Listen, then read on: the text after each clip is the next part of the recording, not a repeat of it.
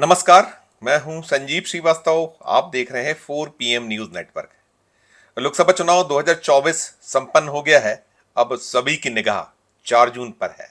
4 जून को मतों की गणना होना है और इस दिन साफ हो जाएगा कि देश पर कौन दल राज करने वाला है। अभी एग्जिट पोल आ गए हैं और एग्जिट पोल आने के बाद नतीजे भारतीय जनता पार्टी एनडीए और मोदी शाह के पक्ष में जाते बताए गए हैं। एग्जिट पोल पर विपक्ष बिल्कुल विश्वास नहीं कर रहा है। वो कह रहा है कि ये सब कुछ भरमाने वाला क्रम है, उपक्रम है। एग्जिट पोल बहुत बार गलत हुए हैं और इस बार भी गलत साबित होंगे, यही दलील विपक्ष दे रहा है। और इस सब अपील, दलील, दावे और प्रतिदावों के बीच अलग अलग राज्यों में भी रार छिड़ी हुई है और इसमें मध्य प्रदेश राज्य भी अछूता नहीं है।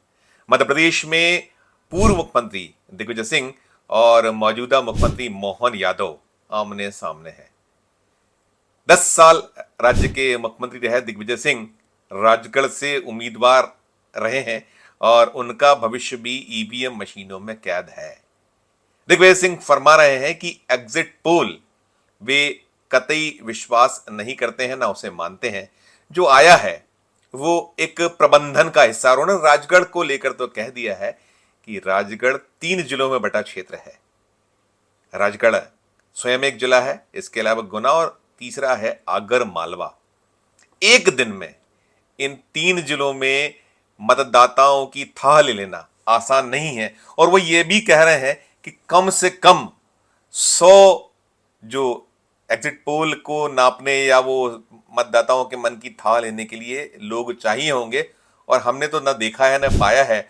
और दिग्विजय सिंह ने तो ये भी दावा किया है कि राजगढ़ एग्जिट पोल, जितने भी जो एजेंसीज हैं जिन्होंने एग्जिट पोल दिए उसमें राजगढ़ शामिल ही नहीं है।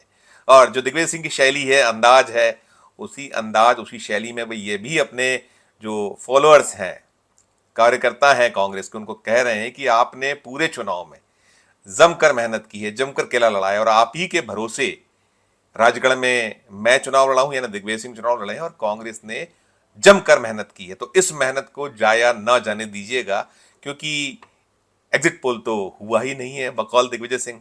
तो अब आपको अतिरिक्त सतर्कता, अतिरिक्त एक एहतियात बरतने की आवश्यकता है।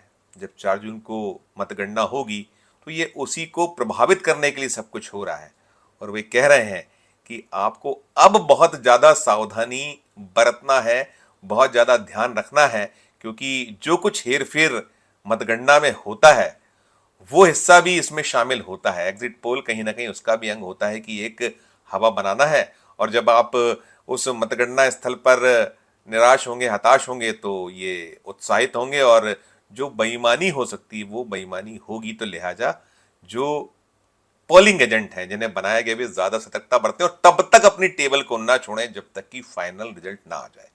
उधर मध्य प्रदेश के मुख्यमंत्री मोहन यादव तो यही फरमा रहे हैं कि हार तो पहले से ही सुनिश्चित थी, अब वो कुछ औपचारिकताएं बची हैं। एग्जिट पोल ने दिखाया, बतला दिया है कि अब की बार भारतीय जनता पार्टी एनडीए 400 पार और वैसा कुछ नतीजा आ रहा है, हो रहा है।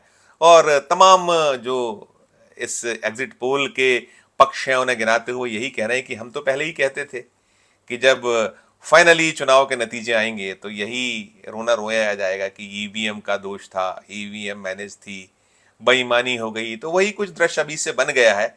दिग्विजय सिंह जो कह रहे हैं वो कुछ उसी का हिस्सा है, अंग है, अंश है। लेकिन हाँ, रार छिड़ी हुई है, रार पूरे देश में छिड़ी हुई है। एग्जिट पोल को विपक्ष सिरे से खारिज कर रहा है। कल भी जब शाम को एग्जिट पोल आने का क्रम शुरू हुआ था और देर शाम तक आते रहे थे तो कांग्रेस के नेताओं की ओर से एक के बाद एक एक्स आए थे।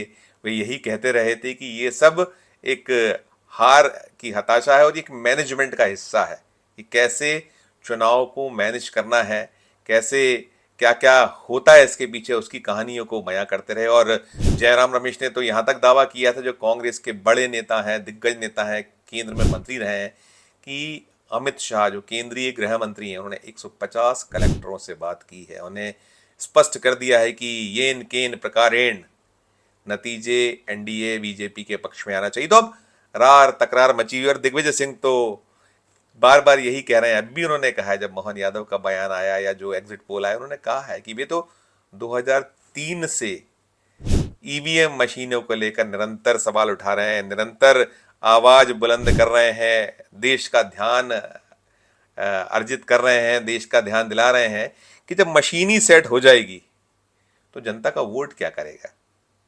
जनता का वोट तो, और मशीन सेट होने के बाद कुछ बनती नहीं बात। ईवीएम तो मशीन है और मशीन सेट हो जाए तो फिर वोट तो वहीं जाएगा जहां ईवीएम चाहेगी। तो भले ही ये सब कुछ हो गया है, ऐसा सब कुछ अगर कहीं कर भी लिया गया है तो सतर्कता बरतनी है कांग्रेस के नेताओं को, कांग्रेस के जो किला लड़ाने वाले शेर कार्यकर्ता है। राहुल गांधी ने पूरे चुनाव में कार्यकर्ताओं से यही कहा है कि उनका जो कार्यकर्ता है लड़ता नहीं, डरता नहीं, लड़ता है। और खुद राहुल गांधी भी लड़ते रहे। अगर आप ध्यान कीजिए तो बीते 1-1.5 साल में राहुल गांधी का एक अलग पूरा का पूरा उन्होंने अपना जो उनकी देश के सामने छवि है वो दूसरे किस्म से उभरी है। खासकर जब उन्होंने कश्मीर की यात्रा, कन्याकुमारी से कश्मीर तक की यात्रा की, या फिर वे मणिपुर से महाराष्ट्र तक की यात्रा, मुंबई तक की यात्रा पे गए। और इस बार इंडिया अलायंस ने एक अलग अंदाज में चुनाव लड़ा है। खुद राहुल गांधी एक अलग रूप में नजर आए और जिस तरीके से भीड़ का उमड़ना हुआ है, जो प्रचार का दौरान जो सभाएं रैलियां हुई हैं कांग्रेस या इंडिया अलायंस की ओर से, रिकॉर्ड भीड़ जुटी है, लोगों का उत्साह अलग दिखा है। तो अब जनता का मनमानस भी कहीं ना कहीं ये जो इस बार के एग्जिट पोल हैं उसको मानने, उसे स्वीकार करने को तैयार होता दिख नहीं रहा है। बहुत बड़ा एक तबका है, एक आम जन है, वोटर है, जो फरमा रहा है कि ये एग्जिट पोल तो सही नहीं हो सकते, नहीं है। लेकिन दूसरी ओर पक्ष ये भी रहा है कि एग्जिट पोल जो देश में होते रहे हैं पहले, जिन एजेंसियों ने किए हैं, और एजेंसियों में बहुत बार सच भी हुए हैं, सटीक बैठे हैं। अभी हाल ही में जब 5 राज्यों के विधानसभा के चुनाव थे, चाहे वो मध्य प्रदेश हो, राजस्थान हो, छत्तीसगढ़ हो, तेलंगाना हो, जो राज्यों में 5 राज्यों में चुनाव हुए थे वहाँ भी सटायर बैठा था। अभी जो इस बार एग्जिट पोल लोकसभा चुनाव को लेकर आए उसमें तो साफ कर दिया गया है कि जो कांग्रेस शासित राज्य हैं, चाहे वो कर्नाटक हो, तेलंगाना हो, हिमाचल प्रदेश हो, हालत पतली बताई जा रही है कांग्रेस की। और देश में भी जो इंडिया अलायंस है, अगर आप जाइए पश्चिम बंगाल तो पश्चिम बंगाल में स्थितियां अनुकूल नहीं है ममता बनर्जी के पक्ष में, जैसा मानकर चला जा रहा था, या इंडिया अलायंस के अन्य दलों के पक्ष में। और भी ऐसे राज्य हैं। अब यहाँ तक हो गया है कि केरल में भी सीटें मिल रही हैं भारतीय जनता पार्टी को या उसके गठबंधन को। एनडीए को 3 सीटों की बात पोल्स ने बताई है कि केरल में मिल रही है। तमिलनाडु, जहां ये कहा जा रहा था, जितने पंडित हैं, राजनीतिक पंडित, विश्लेषक और जो सुधी जर्नलिस्ट जिन्होंने दौरे किए, वो मानकर चल रहे थे कि यहाँ तो कोई गुंजाइश ही नहीं है, लेकिन वहां भी एनडीए खाता खोल रही है और अच्छा खासा खाता खोल रही है। अनेक राज्य हैं जिन राज्यों में भारी कठिनाई थी, जहां बहुत सारे ऐसे समीकरण थे, महाराष्ट्र, बिहार, और सबसे बड़ा अगर राज्य कोई है तो वो उत्तर प्रदेश, जहां से केंद्र की सत्ता का गलियारा रास्ता कहलाता है उत्तर प्रदेश। वहां क्या स्थिति है? पिछली बार से बेहतर या उसी के आसपास का प्रदर्शन। अपने आप में बहुत सारी कहानी एग्जिट पोल में छुपी हैं, दबी हैं, और जो आया है उसके बाद टकरार तो है ही, हाहाकार भी है, हंगामा भी है, बयान और दावे प्रतिदावों का दौर भी चल रहा था। कुल मिलाकर दृश्य बहुत ऐसा है कि ऐसे चुनाव हिंदुस्तान में बहुत वक्त के बाद हुए हैं। अब प्रधानमंत्री तो पहले भी 400 पार की ताल ठोक रहे थे, जब लोकसभा का अंतिम सत्र था तब उन्होंने ठोकी थी, और पूरे चुनाव में वो ये दोहराते या नारे लगवाते आए। हालांकि बहुत बाद में जो चुनाव 15-20 दिन जो अंतिम प्रचार के दिन रहे, महीना भर रहा, तब वैसे वो उत्साह, वो एक प्रतिध्वनि नहीं जनता के बीच से नजर आई जो पहले शुरुआत में आई थी। बावजूद इसके ये जो एग्जिट पोल हैं, ये कहानी क्या है, इसके पीछे क्या सच है, 4 जून को साफ होगा। लेकिन फिलहाल एक रार, तकरार, टकराव, दावे और प्रतिदावों का दौर चल रहा है। इंतजार थोड़ा और है।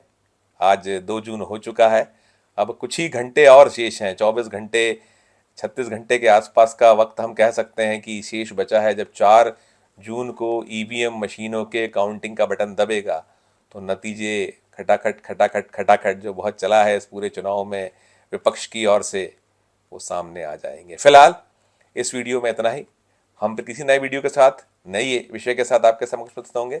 हमारा अनुरोध कि हमारे चैनल को लाइक कीजिए, सब्सक्राइब कीजिए, और यदि आपने ज्वाइन का बटन नहीं दबाया है तो ज्वाइन का बटन भी हमारे इस चैनल का दबाइए।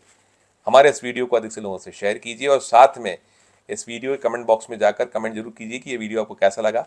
और देखते रहिए 4 PM Madhya Pradesh, 4 PM national और 4 PM हमारे अन्य राज्यों के चैनलों को। धन्यवाद, नमस्कार।